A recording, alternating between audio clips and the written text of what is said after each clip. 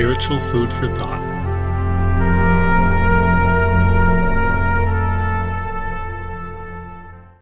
Man, I sure hope there's cigarettes in heaven. Do you know what I mean? Don't you just really hope there's cigarettes in heaven?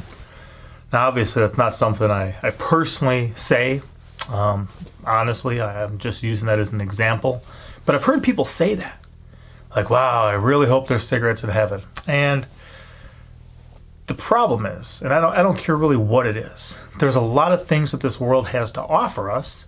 And by the world, I mean something kind of contrary to the ways of God, okay? Like the worldly system, like the one kind of running the show down here and other things at the moment. Where anything that certain things can provide for you is ultimately something that God wants to work on. God wants to be there for. For me, I did used to smoke cigarettes, used to smoke a lot of marijuana, used to drink a lot and things like that. And there's a certain relaxation or relief or, distraction or other things that people are having trouble often in some area of their life, so they turn to something to kind of help them cope with it. Doesn't that kind of sound like what God wants? We're having an issue in our life, so we should turn to Him, and He can actually eternally help us with it?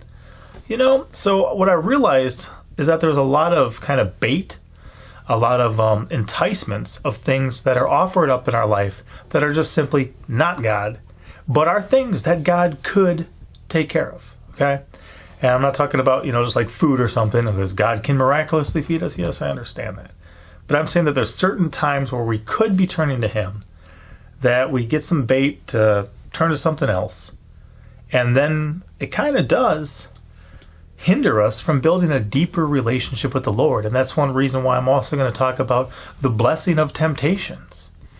And what I mean by that is, imagine if the moment you became a believer, that you were never tempted again. Okay? That there was no temptation that you could ever give into because now you're a believer. What would happen? Well, you would think that you had it all together on your own. Other than that one-time kind of receiving of Him, you wouldn't need Him necessarily until you died, right? So the rest of your life would be a cakewalk as far as avoiding sin. When you're in a situation, though, when you are getting tempted, especially some of the sins you may struggle with, and you need to cry out for power that you in yourself do not have, that He's able to provide, it helps you to work on a relationship with Him. It helps there to be communication, you to realize His power, realize, your own frailty and your own shortcomings, to work on that relationship with Him, work on having faith towards Him, trusting in Him, seeking Him. And it's not just, get me out of temptation quick card or something, but there is a blessing in the temptations. There is a blessing in the struggles. And part of that is just that we realize our daily need for Him, rather than just some sort of eternal cure for a, life-threatening disease we have, right? It's something that can happen on a daily basis, and where we are actually working on a relationship more. We've been asking Him for a lot of help on a number of things recently here that on ourselves, me or my wife or other things, we just don't have on our own, But with His help, we can succeed and we can overcome. So just a couple things to remember. One is, don't choose cheap substitutes when you have God available. If you're stressed out, sure, there's plenty of worldly things that may distort your mentality, distort your reality, make you not sober, that could provide some temporary relief to that. And then you're training yourself that in that situation, this is the cure. This is what you need to do. Okay? There's no end to that.